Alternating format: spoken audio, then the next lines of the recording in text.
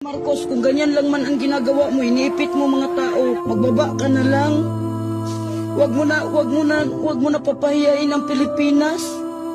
Maawa ka naman. Kami mga bulag kami, lalo mo kaming binubulag. Alam namin ang totoo at hindi.